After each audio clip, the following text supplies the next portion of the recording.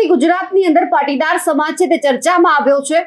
ક્યારેક પાટીદાર સમાજની દીકરીનું સરઘસ કાઢવામાં આવે છે તો સમાજ ચર્ચામાં આવે છે, બીજી તરફ ક્યાંક એવું પણ સામે આવે છે કે પાટીદાર સમાજના જે ઉચ્ચ હોદ્દા ઉપર જે અધિકારીઓ બેઠા છે એ જ સમાજને ક્યાંક એમની અંદર શું ચાલી રહ્યું છે તે બતાવવા માટેની ક્યારેક વાત કરતા હોય છે। સુરતના જે પીએસઆઈ છે એમણે વાત કરી હતી કે પાટીદાર સમાજના કેટલા યુવાનો છે તે પીધેલી હાલતમાં હોય છે, દારૂ પીતા પકડાય છે અને એક પછી એક આવા નિવેદનો આવવા લાગ્યા। અને એ જ દરમિયાન ભાજપના અને ખાસ કરીને પાટીદાર નેતા જે ગોરધન ઝડફિયા છે તેમણે પણ એક વાત કરી કે જો ઘરમાં 21મી સદી તમે માનતા હોય અને ઘરમાં પીડું પાણી રાખતા હોય તો એ બંધ કરી દેજો।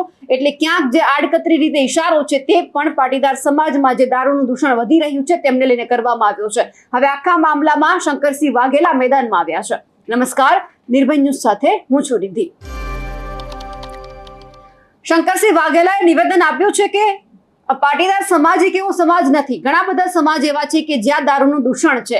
ગુજરાતની અંદર જે ખાલી દારૂના નામે મોટી મોટી વાતો કરવામાં આવે છે કે ગુજરાતમાં દારૂ બંધી છે, તેમ છતાં ખુલ્લેઆમ દારૂ વેચાય છે અને એ જ દારૂ બંધ કરાવવા માટે અવારનવાર રજૂઆત કરવામાં આવે છે તો કહી દેવામાં આવ્યું છે કે દારૂની છૂટ આપી દો ને।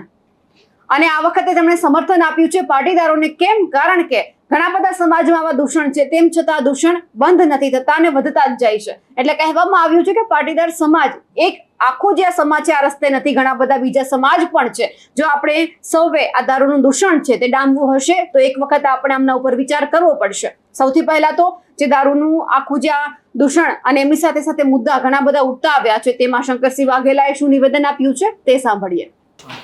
એટલે કોઈ સમાજમાં દૂષણ હોય એવું ના હોય, આખું દારૂવાળું વસ્તુ એ દૂષણ તરીકે ટ્રીટ થાય છે કારણ કે એને પીવાની પાબંદી છે। પીવાની પાબંદી હોય એટલે એમાંથી અનિષ્ટ ઊભું થાય, એ અનિષ્ટ થઈ રહ્યું છે માટે હું એને ખોલી નાખવાની વાત કરું।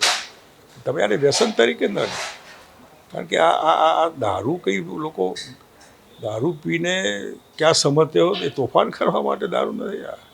દારૂ કાં મેડિકલ હોય ક્યાં બીજાની રીતે હોય, લોકો ચા કોફી પીતા હોય, દારૂને ખોટી રીતે ટ્રીટ કરવામાં આવ્યો છે। એટલે માટે કોઈ પટેલ સમાજ એવું નહીં, ઘણા બધા છે, ઘણા લોકો પીતા હોય, કોઈ એક સમાજનું આમાં નામ ન દેવાય। યુવાનોમાં ખાસ હાલત લાગી છે, યુવાન તો દરેક ઠેકાણે યુવાન તો એક સ્ટેટસ હોય। યુવાન આજનો યુવાન એ આવતીકાલે એ ગરડો થવાનો। આજનો ઉંમરલાયક ગઈકાલે યુવાન હતો એ બી એ ચક્કરમાં તો ચાલ્યા કરે। આમાં યુવાનોને એવું નથી હોતું, બધા બહેનો બી પીતા હોય છે ઘણા ઠેકાણે, આવું ચાલતું હોય છે। એટલે આમાં એ પરિવાર ઉપર એ સમાજ ઉપર અસર હોય કે જેનામાં આ પ્રમાણે યોગ્ય કોઈ સલાહકાર હોય તો કોઈ આવું ન કરે। યુવાનોનું ગ્રુપ ખરાબ હોય તો એ આવું કરે। ખાસ દારૂબંધીને લઈને શું કહેશો? ફરી એક વખત ના, ઓના વિરોધી શું? દારૂબંધી ગુજરાતમાં ખોટી છે। પડોશમાં બધે ખુલ્લું હોય તો અહીં સફળતા ન મળે એને, એટલે ભયંકર કરપ્શન ન્યુસન્સ છે બધું।